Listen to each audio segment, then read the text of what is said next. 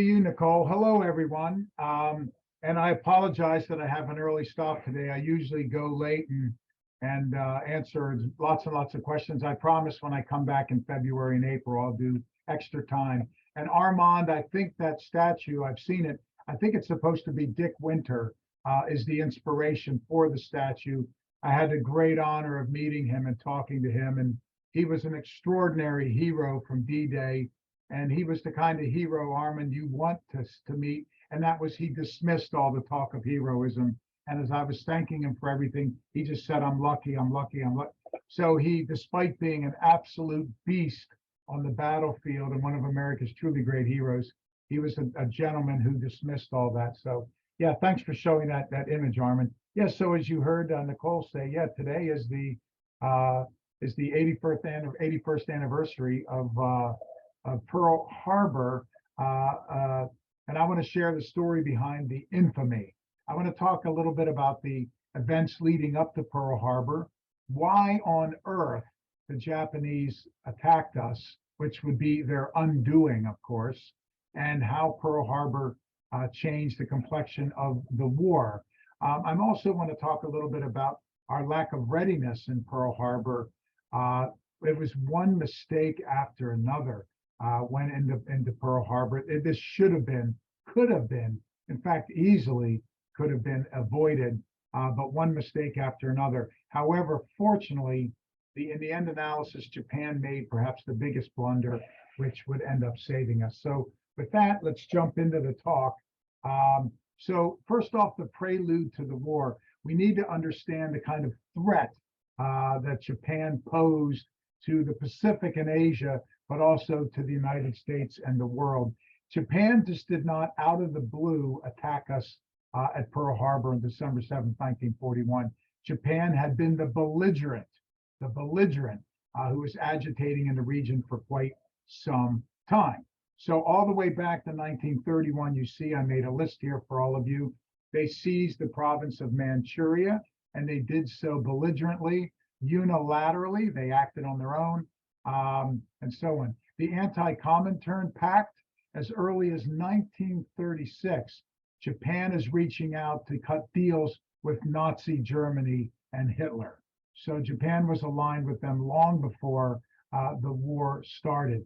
In 1937, Japan declared war against China, and everybody's heard of the Nanking Massacre, sometimes called the Rape of Nanking, where at least 200,000 Chinese, many of them civilians, women, children, were mass murdered by the Japanese. Some Japanese soldiers, it was widely documented, would get infants, tear them from their mother's arms, throw them in the air, and catch them on the end of a bayonet or a sword. This is what the Japanese were doing. So some of the most heinous acts ever chronicled in the history of warfare. The Tripartite Act, Japan is now reaching out to fascist Italy, Nazi Germany, and aligning with those belligerents in the war. And then in 1941, Japan invades Indochina with an ultimate goal of controlling nearly all of the Pacific and Asia. So there's a long history backing into this. The Rape of Nanking, here you see this is the Japanese delegation meeting with the Fuhrer, meeting with Hitler. I hope you all can see that okay. My slides are a little off kilter, but there you go. So in terms of the Rape of Nanking, these are the two culprits. On the left is Prince Asaka, and on the right is General Matsui. They're the ones that authorized massive rape, looting, burning, and murder, including civilian populations over a horrific 6-week period. I apologize for the next slide or two, but to get the full gravity of it, I thought it was necessary to show this. Japan mass beheaded people. Those are human heads you're looking at. They played soccer with human heads, and babies were piled up in large piles. They either were thrown in the air, as I said, and caught on the end of a sword or bayonet, or piles of children, and then those that were alive were lit on fire. So the atrocities, and I apologize for showing that, but we need to understand the extensiveness of Japan's brutality and war crimes. This is just an image that I always thought really resonated with me, the absolute destruction of a village in China and this baby alone sitting there crying. This is the wake of the Japanese attacks. So Japan's sphere of influence there, I put a map up for you. You can see Japan, the Japanese islands, of course, on the right in red. And starting in the mid-30s, you can see Manchuria is annexed, and that's in pink. Then by 37, you can see the areas in yellow into East Asia and Mongolia. By 1940, you can see the purple areas. Japan is really hell-bent on taking over all of the Pacific and Asia. Interestingly, Japan's rationale behind this aggressive belligerence is the same as Nazi Germany. Japan also believed in imperialism, that it was their sphere of influence, that it was predestined that there would be a greater Japanese empire spanning Asia and the Pacific, the same way the Nazis believed that there was a great German civilization destined to occur.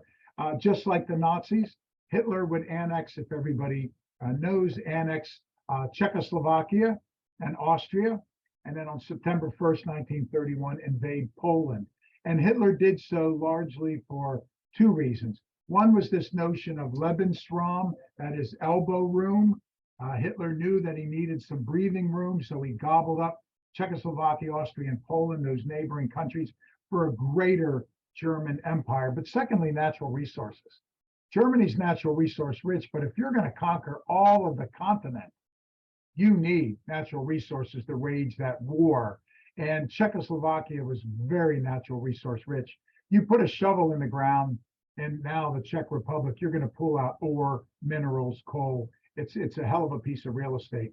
Japan is a relatively small collection of resource-poor, crowded islands.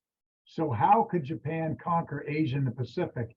The kind of gas, natural resources, energy, and so on that it would need for its fleet of ships, its planes, its warplanes, its tanks, and so on. So Japan conquers the region also to gobble up the natural resources. And the Japanese believed they were racially superior to every other group of people in Asia and the Pacific. Japan believed there were basically two racial groups, the Japanese and everybody else.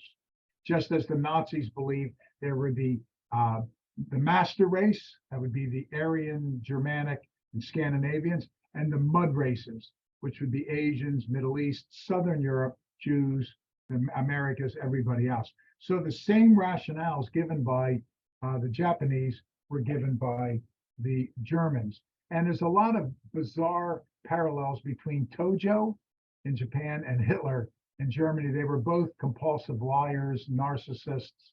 They were both failures. They were both sort of small, strange birds that somehow, through their lying, got the people to follow them. So, not surprisingly, with Japan's belligerence and aggression in that sphere of the world, the US and Japan had some tense relations. The US started giving loans to China in 1938 as a way of counterbalancing the expansionism of Japan. Japan saw US loans to China as an act of war.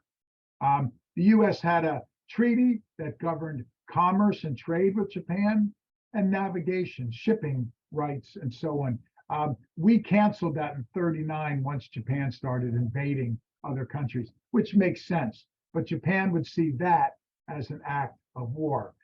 We didn't stop. We initially limited our sale of oil, planes, and machine tools to Japan, which makes sense, and we froze Japanese assets. Think about how dependent Japan would be on oil. Japan is not a place that has a lot of natural gas and oil. They needed US oil for all that, so obviously we stopped selling them to them. In 1940, Franklin Roosevelt ordered our Pacific Fleet, which was almost exclusively out of San Diego at the time. He ordered many ships deployed to Hawaii. Japan saw that as an act of war as well, although it was a prudent measure as Japan is attacking and expanding its influence throughout the Pacific and Asia. We sent troops to the Philippines in 1940 when Japan announced it wanted to seize the Philippines. And in 41, we repeatedly warned Japan about their aggression. So there was a history of Japanese aggression. There was a history of US-Japanese tensions, and FDR was taking steps to try to mitigate Japan as a possible enemy. But Japan sees all this as an act of war. Thus, we would lead to Operation AI, nicknamed Operation Hawaii. So this is the planning of an attack on Pearl in Hawaii. And this is Japan initially promised, and it reminds me of Hitler again here, how Hitler played the Brits and others. Hitler would repeatedly say, okay, I'm going to stop with Austria. Okay, I'm going to stop with Czechoslovakia. Okay, I won't do anything after Poland. What Hitler would do, he'd buy himself time by duping the world who believed this guy. The same with Japan. Japan repeatedly says, okay, we'll stop our expansion in Pacific and Asia in exchange for the West and America and Europe lifting its embargo. We actually did this, and Japan played us like a guitar, played us as a fool. It was simply a ruse to buy them additional time.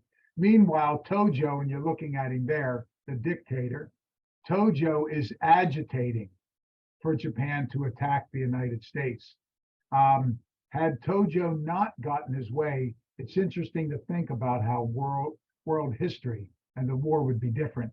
But Tojo continually, foolishly, advocates for attacking the United States. So there's months of planning here, and that's young Emperor Hirohito, who authorizes a study on how they would attack Hawaii.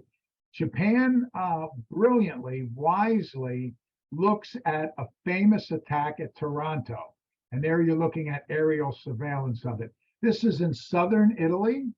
It's an Italian fleet. So North Africa was very strategic, as you all know. The Nazis, the Italians invaded what? Algeria, Egypt, Tunisia, and North Africa to try to seize oil and expand. So the southern Italian port at Taranto was such an important port. This is what Italy and Germany would use to attack North Africa, because it's a straight sailing down from there, and to resupply, reprovision, and reinforce the troops in North Africa. The British brilliantly studied Taranto, and what they said was, if we bomb that, we will completely eliminate Germany and Italy's ability to wage war in North Africa and resupply it. The problem is that the water is very shallow. So if you drop torpedoes from torpedo bombers, they could hit the bottom. So it was the British who first came up with the idea of putting wood around these torpedoes so they would float shallow in shallow water and hit the ships. That's what Japan would do in Pearl Harbor, which was also shallow. So Japan wisely studied, some brilliant admirals and planners wisely studied the British attack at Taranto. And the Italians made every mistake in the book at that port. They had their ships lined up, side by side by side, and bow stern, bow stern, bow stern. You can see how some of the ships are lined up side by side, which means it was like shooting fish in a barrel. So the Italians made a foolish mistake. Here's the problem, everybody. Japan studied the British attack, knowing that the ships are side by side or bow stern. That's exactly what the Americans foolishly did at Pearl. We should have studied this attack and learned our lesson. We had our ships at Pearl lined up side by side by side, or bow stern, bow stern, bow stern. But Japan did its homework. This is the brilliant admiral that planned everything, Yamamoto. Yamamoto is one of the most decorated military geniuses in Japanese history. He's the one that studied Taranto and came up with the idea on how to attack Pearl Harbor. Interestingly, he did not want to attack Pearl or the United States. He thought it would be like taking a stick and whacking a hibernating bear. And boy, was he right, right, everybody? Rose, you get that. Everybody gets that. So the problem for Yamamoto is how to do this in secret.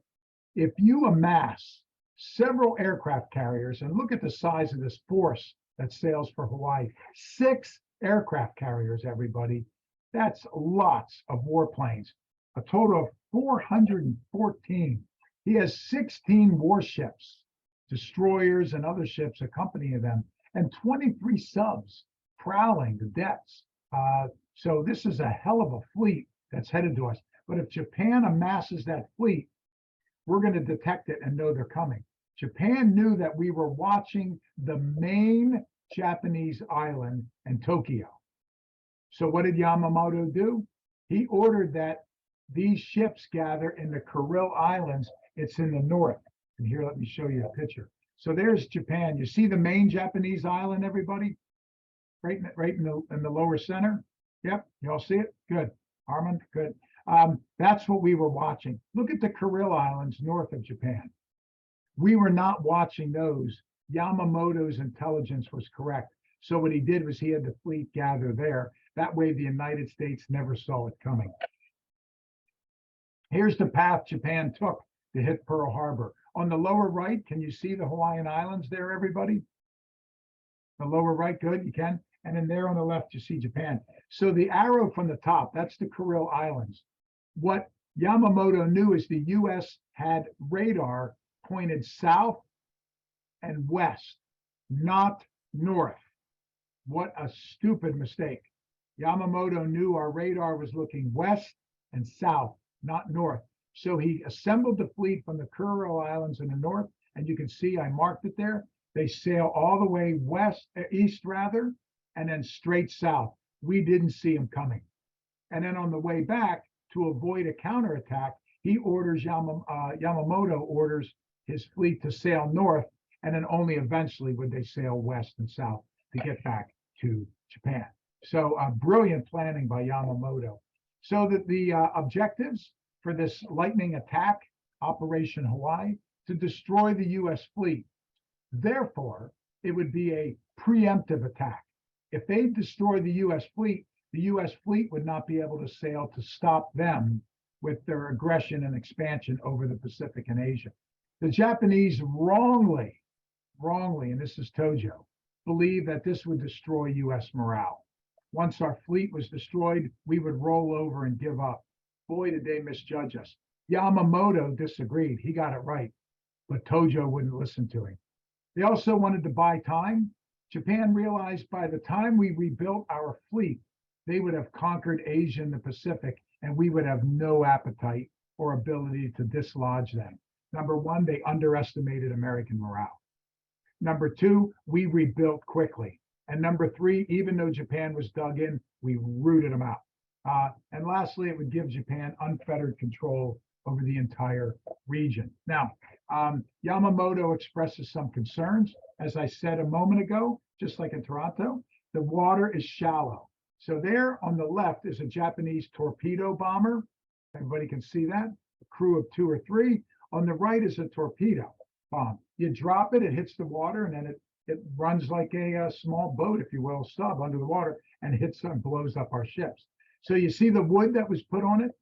This is the wood, how Japan rigged their torpedoes, just like the British did in Italy. So Japan would use those in shallow water. Number two, a lot of our sailors would be on shore leave. Why? They would attack us on a Sunday.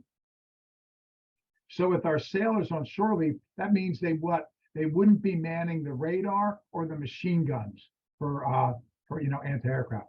3, they wanted to destroy our aircraft carriers. The US had a few aircraft carriers that were in Pearl. If you can destroy the aircraft carrier, that eliminates our ability to go to Asia and Pacific and hit them. Moreover, a small ship can be refloated in shallow water and rebuilt, but not an aircraft carrier. It's just too big. These are floating cities. Japan wanted to inflict so much damage that the US could not counterattack.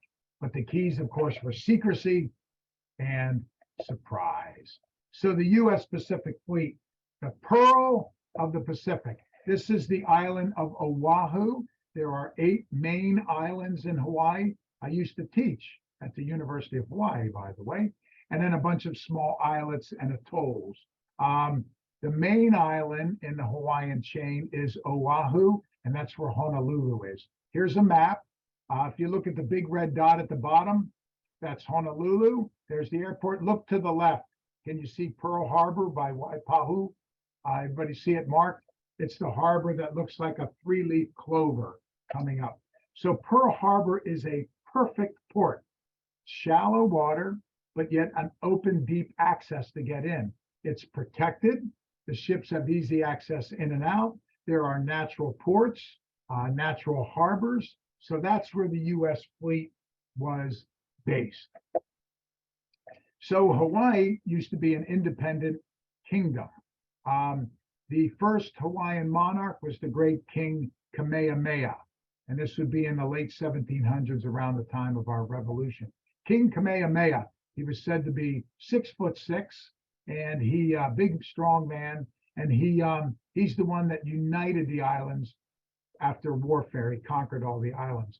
There were a series of Kamehamehas, Ali'i, A-L-I apostrophe I in Hawaiian. Ali'i, they were the Hawaiian rulers.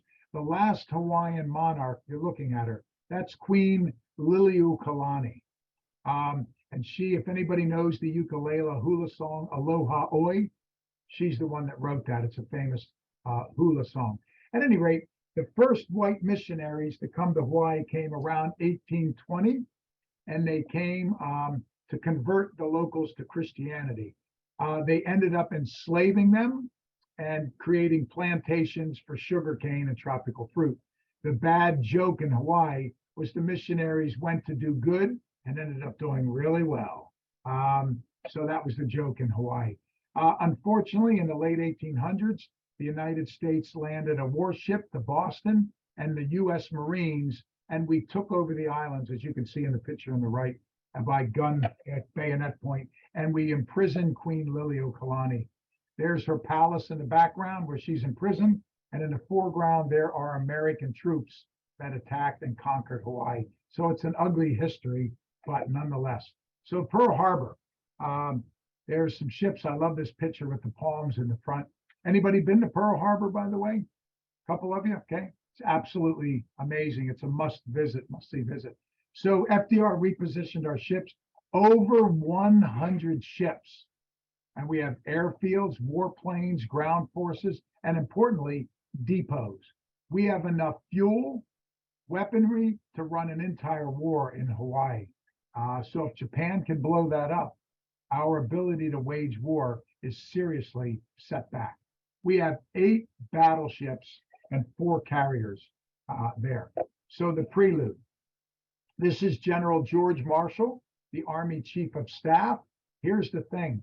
Marshall repeatedly warned our admirals and generals in Hawaii that they're going to be attacked. And they repeatedly ignored it. So the blame belongs squarely with the admirals and generals based in Hawaii. And here I put the quotes up. You can see Marshall, as late as November, the end of November, this is days before the Pearl Harbor attack. He says, this dispatch is to be considered a war warning. Negotiations between the Japanese and U.S. have ceased. Execute an appropriate defensive deployment.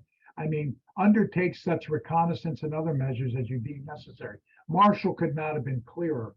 These were ignored. Incompetence. Here's the 2 men to blame for the Pearl Harbor attack. On the left, that's Admiral Husband Kimmel. His first name was Husband, actually. And on the right, General Walter Short. Both of them repeatedly ignored warnings. They made more mistakes. Number one, they created Battleship Row. What did they do? Just like in southern Italy, they put battleships side by side, bow stern, bow stern. They were lined up like shooting fish in a barrel. Ridiculous. At Wheeler Air Force Base in Hawaii, they put all the planes out on the tarmac and lined them up wing to wing to wing. This is, I mean, one plane with machine guns or bombs can eliminate an entire. Foolish.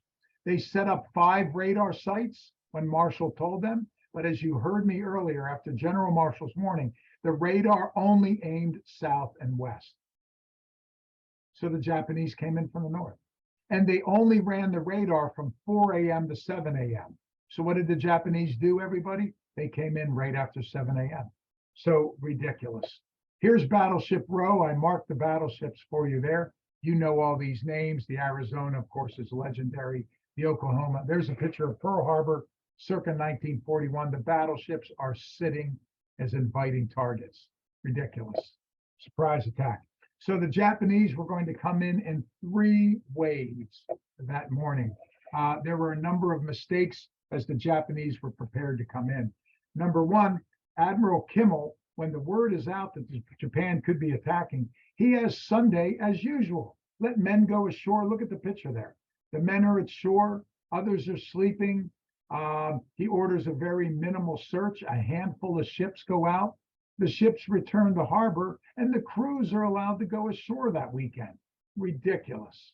And intelligence arrived that British, French, and Dutch colonies were being attacked, but yet nothing was done. They were attacked on a Sunday. There was another warning. Japan sent a few mini subs. You're looking at one there.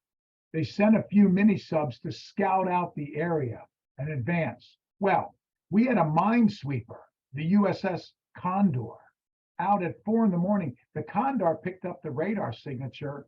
A destroyer, the USS Ward, that morning also picked up the radar signature. So 2 of our warships contacted Pearl saying we picked up undetected, we've detected subs operating in restricted waters.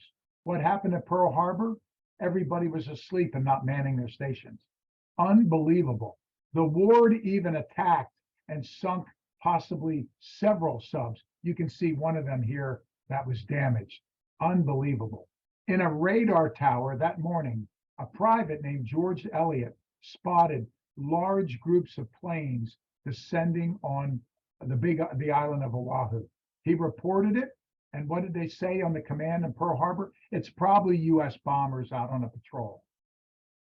Probably. Here's what it was. Look at this alarming picture. Japanese warplanes are flying over Diamond Head, straight toward Pearl Harbor.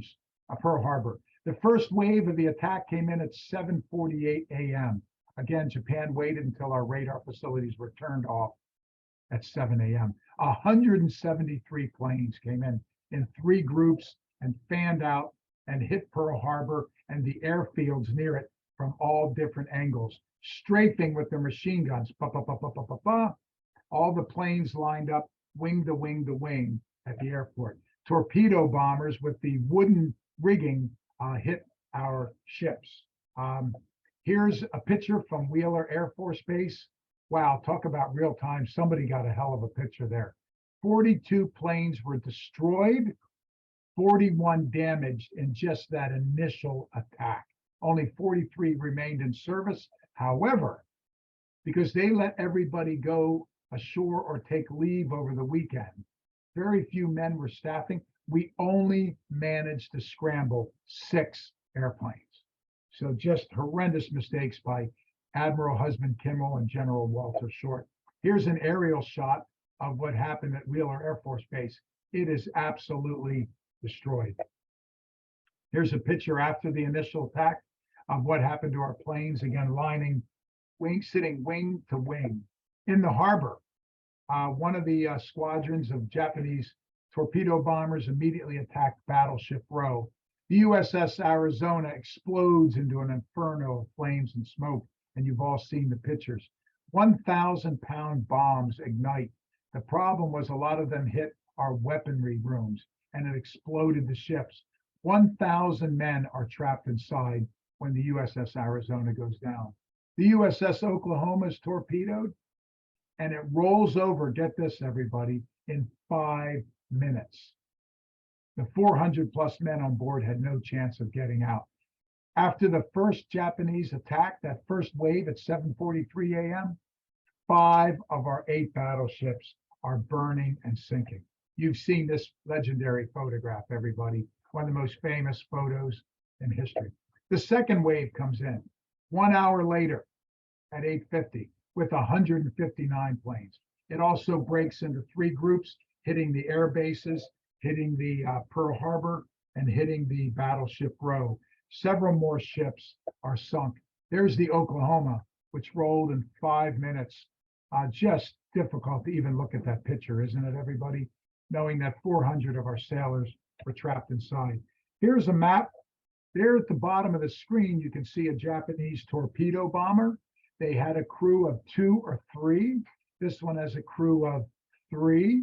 You can see the gunner in the back with a machine gun. There's a pilot and a gunner in the front. Each one carries a bomb of several hundred pounds. They had a few 1,000-pound bombs. Now, do you see the red arrows on this map? There you can see at the bottom center of the map, you see the battleships lined up, everybody? You also see in the middle, there's more battleships. You see the Arizona and the Oklahoma lined up.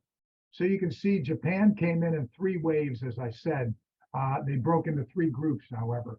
There's supposed to be 3 waves. 3 groups in the first wave, 3 groups in the second wave. You can see them coming in. I have arrows here as they hit our ships and air bases 1 hour apart. What's interesting is one of the Japanese subs we hit was captured. And the Sakamaki, the commander on it, he and one other crew member were in the Japanese sub. The sub got caught on the reef, so it was stuck on the coral. As a way of trying to get the sub off the coral, they detonated part of it to let out a lot of air and water so the sub would float. It exploded, however, killing one of the crew members and wrecking the sub. Sakamaki is unconscious on the shore, and we captured the guy. We captured him. However, rather than immediately interrogate him, we just brought him back to Pearl and did nothing. Shocking. By the way, Sakamaki would later become an executive for the Japanese auto industry, selling cars to us and in Brazil. He lived a long life. We pardoned him after the war. He went back to Japan, successful auto executive. Late in his life, I think he was in his 80s, he came back to Pearl Harbor. We actually brought him back to talk about Pearl Harbor. FDR gives a famous speech, a day that will live in what, everybody? Infamy, right? The original speech says that will live in history, but FDR added the word infamy on December 8th, declaring war. And here, of course, is the famous line, yesterday, December 7th, 1941, a date which will live in infamy. The United States of America was suddenly and deliberately attacked by naval and air forces of the Empire of Japan. So FDR goes on to tell us, no matter what, we will win this war. And he declared war. Only one member of Congress voted against the war, one of the very first female members of Congress in history, Jeanette Rankin of Montana, voted against the war, saying she can never send young boys to die. Britain and Japan immediately declared war on one another when we did, and then 3 days later, Germany and Italy would join in declaring war against us. Now, we made every mistake in the book, as I just went over, but Japan also made mistakes. Here's how lucky we were. We had 4 aircraft carriers that were supposed to be in Pearl. That's what Yamamoto wanted to destroy. One of them did not sail. The other 3 were deployed days before Pearl. The USS Enterprise went to Wake Island, the USS Lexington to Midway, and the Saratoga went back to San Diego. Thank God. If they had been in Pearl and if they had been sunk, there's no way to refloat and repair an aircraft carrier, and that would have undermined our ability to wage war. Moreover, Japan underestimated our ingenuity and wherewithal. Of the 8 battleships, get this, 6 of them were refloated, repaired, and returned to service. That's some industrial can-do attitude right there, everybody. Amazing. Japan's biggest mistake, however, was they were supposed to have a 3rd wave, I told you, to come in. The first 2 waves returned to the Japanese aircraft carriers and said, we destroyed everything. So the Japanese called off the 3rd wave. Thank God. They called off the 3rd wave, thinking the Americans are going to counterattack. Let's get out of here. That's when they sailed north. In the third wave, guess what Japan missed? They did not attack our fuel depots, our weapons depots, and our large facilities for repairing ships. We had all of our fuel, all of our ordnance, all of our weapons, and the ability to repair the ships. Thank God Japan didn't hit that. The main oil depot and the shipyards were not hit. Japan underestimated our morale and underestimated US manufacturing, what FDR called the arsenal of democracy. Everybody's heard that term, right? There you go. Rosie the Riveter. So we would rebuild, and the ladies would staff the factories. So General Motors was called to arms, who built trucks, tanks, and aircraft parts. Ford built trucks and planes. Chrysler built tanks and trucks. Bethlehem Steel, where my entire family worked, both sides of my family, built ships and steel. US Steel provided the steel for everything. RCA made radios, Goodyear tires, Caterpillar tanks, Boeing planes, Lockheed planes. And boy, did we rebuild. This is what would be one of the keys to winning the war. The Germans, the Italians, and the Japanese could not build a fraction of what the American worker and American industry could build. Look at these photos, everybody. That's an image of a factory with planes. Isn't that impressive? You know, it makes me sick to look at this, to think we've lost so much of our industrial manufacturing capability. It's all outsourced. What are we going to do if there's another war like this? Look at the numbers. American workers built, women, Rosie the Riveters, built over 300,000 warplanes, over 61,000 tanks. I don't know about you, Armand, but I can't even get my brain around 61,000 tanks. We built 1,000 warships, 27 aircraft carriers. Has anybody ever seen an aircraft carrier? 5,000 crew, yeah, floating city. I've toured many of them. You can do the Intrepid in New York City, a good tour. To build 27 of them, 100,000 armored vehicles, 41,000 artillery pieces, 200 subs. Get this, 12.5 million rifles, 41 billion rounds of ammunition. Wow. America can do great things if we're united and if we put our mind to it. Look at this factory. Look at the size of that factory. Look at how many airplanes we're building at one time. Look at this one. Look at the tanks. These are tanks. As far as the eye can see, the size of these factories. And that's really what Japan grossly underestimated. So the result, what's the end, the legacy of this? 2,403 Americans were killed at Pearl Harbor. Well over 1,000 were wounded. Many of them went down with the ships. Here you can see a picture of the damage of the ships, but with our cranes and shipyards, we would rebuild them. 20 ships were damaged or destroyed, and 300 planes. You can't repair a plane, but we built new ones. But you can repair the ship. We refloated, repaired, and relaunched them. The Japanese losses at Pearl were very light, only 29 planes, a couple of midget subs that I mentioned earlier, maybe 5, we're still not sure, because the deep waters off Hawaii, some might have been lost, and a total of 64 men. There we are pulling out one of the Japanese torpedo bombers afterwards. Here's an interesting one. It happened on the island of Niihau. Now, I said there are 8 main Hawaiian islands and a bunch of small islets. One of them, Niihau, is the one I've never been to. Only native Hawaiians are allowed on it. It barely has electricity. It's very rural, very primitive, only a few native Hawaiians. The man you're looking at, and the plane you're looking at, one Japanese pilot was hit and he wrecked on Niihau.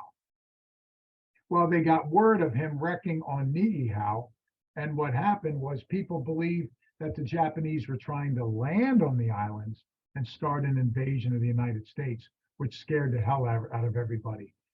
Tragically, some locals on the island, not knowing about Pearl Harbor, they fed and rescued him, thinking he was just a pilot. However, he tries to get a radio, and tell Japan where everything is. Someone who speaks Japanese overhears him and realizes he's an enemy. And a local Hawaiian couple, Ben and Ella Kanahele, kill this Japanese pilot. There's Ben and Ella. The pilot pulls a knife. Ben crushes him with his bare hands, and then Ella gets the knife and stabs him. So this local Hawaiian couple killed him. However, when word gets out that this man was on the island and some local people were friendly with him, this is one of the causes of Japanese internment, when we were afraid that Japanese Americans might side with Japan. There was also a lot of conspiracy theory. You hear all this baloney today that we knew Japan was going to attack and we let them attack. No, we had warnings that they were coming, but it was just incompetence. This is Admiral Robert Theobald, who was thrown out of the military. He was a conspiracy theorist that came up with this idea of the backdoor war. For us to get into the war, FDR had to allow Japan to attack us. Then he could get into the war. That's a conspiracy. That's not true. No legitimate historian or military person backs that. This guy was thrown out of the military for the wacky ideas. Unfortunately, QAnon, Proud Boys, a lot of these crazy Oath Keeper groups today repeat this conspiracy. There were several inquiries done. FDR appointed a commission headed by Supreme Court Justice Roberts, the other one. The Army and Navy each did a hearing. Congress did hearings, and all of them pointed to two things. One, they blamed these two guys. Remember them? Admiral Husband Kimmel and General Walter Short. They were the two that, despite warning after warning, failed to act. The second thing that all the inquiries said was that they recommended we need to improve our intelligence, we need to improve our preparedness, and we need to streamline naval operations so when orders come in that there's Japanese planes or midget subs, we can respond directly. Of course, the war would end in the Pacific and Asia with Harry Truman dropping 2 atomic bombs on Hiroshima and Nagasaki, and that would end the war. There's Harry Truman, who apologized for our internment of Japanese Americans and let them go appropriately. Truman pushed desegregation of the military so that Japanese Americans, Native Americans, Jewish Americans, and African Americans who served could be recognized for their service. And Truman would promote the Marshall Plan, which 48, 49 on rebuilt Europe, but also in a corresponding one, which rebuilt Asia. Everybody knows of the Nuremberg trials. There were 13 trials. And by the way, Nicole and everybody, if you want, I'll be happy to do a program on the Nuremberg trials. You did it. I did it already. That one, yeah. I can't ever remember. Yeah. So, all right. Thank you, Nicole. Then I won't. You can always do it again, but yes, we love that one. Yes, it's great. Nicole, there's many more where that came from. Yes. So the Nuremberg trials, the main trial and 12 subsequent trials, which lasted years, there was a version of them done in Japan. And they tried, do you remember Hideki and Matsui? Those were the guys behind the rape of Nanking. They and Tojo were tried and found guilty and put to death. There's Tojo, who was unapologetic and unrepentant, just like many of the Nazis on the stand. This is the USS Arizona. Anybody been out on the Arizona? Get out and see it. It's a hell of a tour, everybody. If you get to Pearl Harbor, definitely do the tour. So that's the Arizona, this magnificent warship. And here she is under the water today. That's what you go out on that floating memorial today to see the Arizona, which took over 1,000 of our sailors to their deaths. And for many, many years, by the way, the Arizona continued to leak oil and gas, a very haunting thing. With that is the planning, the Japanese and American perspectives, the mistakes made by both sides, and the legacy that we celebrate today on the 81st anniversary of Pearl Harbor. Thank you. Well, wow, that was amazing. And you really timed that well. You really hit that well. I don't know if you had sped it up or whatever, but it worked out perfectly because you gave us a good 15 minutes now. That there was a couple of questions in the chat. And I do see Marna's hand up. So Armand asked, why do you think the fuel dumps weren't targeted? Good, Armin. Great question. So the third wave, which was canceled, was supposed to hit the shipyards, the fuel depots, the armaments. If you remember that photo, Armin, I showed you of the smoke billowing out, much of Pearl. Imagine those massive battleships and the planes. It was just smoke. The Japanese couldn't see. The first two waves came back to the aircraft carriers and said, we had almost no resistance. We blew everything up, mission accomplished. So the admirals on board the aircraft carriers said, let's call off the third wave. The Americans might be ready to counterattack, and let's get the hell out of here. Here's the irony. We weren't ready for a counterattack. None. Thank goodness they called that off, largely because they couldn't see because of the smoke, and they thought it was a success. And that's what allowed us to rebuild, repair all those ships and all those supplies in Pearl. So good question, Armin. Yeah, he had another one. Did Hitler ever have a comment about Japan's getting the US into the war, making it tough on Germany? No, Hitler was supportive of this. What he saw as Japan and the Nazis would divide the world. Hitler would take the Middle East, Africa, and Europe. Japan would take Asia and the Pacific. So he saw it as dividing. He also saw it as a way of keeping the US occupied in the Pacific, keeping Russia and its far Pacific coast occupied. So Hitler saw it as a way of keeping spreading our forces and limiting our ability to wage war. So yeah, he and Japan were working together. A number of treaties, as I pointed out at the beginning of it, alliances between Japan, Germany, and Italy. Right. And Marna had asked, were Kimmel and Short punished? Yes, good. They were thrown out. They received a dishonorable indictment. Their names were mud. They didn't get to finish their careers in uniform, and rightly, they were dismissed as incompetent. Again, General Marshall sent three urgent wartime telegrams to them, and they ignored all three. They ignored the intelligence from the Japanese midget subs and the planes coming in, and they didn't have their teams up and ready with the kind of Marshall wanted ships all around the area looking for the Japanese. They didn't do it, and they ran only 5 radar facilities for a couple hours in the morning. I mean, which is absurd. And the radar didn't look east or north, only south and west. So yeah, so they got their comeuppance, everybody. They were blamed by every tribunal and inquiry, the courts, the presidents, the Congress, and the military ones. Every one of them blamed them. So interesting that you said that, because Sue Ellen had asked, how did the Japanese know the radar wasn't facing Good. north?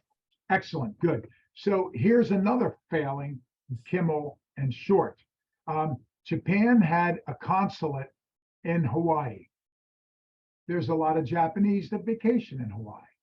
The consulate in Hawaii would send one of their staffers every day to Pearl Harbor, who could drive in and sit on the shore and have lunch, and he would watch the ships and count how many ships were there. He also watched the men drive to the radar facilities, and at 7 o'clock, turn them off and drive back. So Japan was watching us. Our newspapers, the Honolulu Advertiser, was reporting the movement of the ships. This is absurd. In the 30s and 1940, Japan is attacking throughout Asia and the Pacific, and we allowed Japanese government officials to ride into Pearl and sit and have lunch with binoculars and a clipboard and write it all down. They knew exactly how many men drove their cars through exactly which radars, and it was turned off at 7 a.m. They watched us, which is absurd. So that was also on Kimmel and Short, the admiral and the general. Okay. And Susie asked, are we better prepared now? Yeah, absolutely. So I lived in Hawaii for 5 years and used to bring our SINC pack, our commander of our Pacific Fleet, to speak on campus. The state of radar these days, they know every ship that's sailing anywhere in the Pacific. We always have planes circling above, there's subs, the ships. I mean, the preparedness is off the charts. Pearl Harbor is one of the most important American military installations in the world. China is becoming darn near an existential threat, right, everybody? So in the Pacific and Asia, we have troops in South Korea, we have troops in Japan, but Pearl remains on a very important forward staging area for the entire Pacific. Yeah, we learned our lessons, but my God, in 41, we made every mistake in the book. Okay, and Rose asked, the Japanese actually started the attack sooner than that we were given notice of the declaration of war. What happened to those Japanese who were supposed to give us the declaration of war? Good. So what happened was the day before, Japan started evacuating its embassies and consulates. I mean, put one and one together, everybody. The Japanese ambassador went to see FDR. Now, on December 7th, the Japanese ambassador went to see FDR and talk about war, and then came back on the 8th, but not until after Pearl Harbor had occurred. So, FDR wasn't notified of it now. I see folks are asking, yeah, we have U.S. bases, air, naval, and ground in Japan and in South Korea. So we have, air, naval, military, army, Marines. We have all branches there in Japan and South Korea ready to go. So, yeah, and then Pearl has all as well.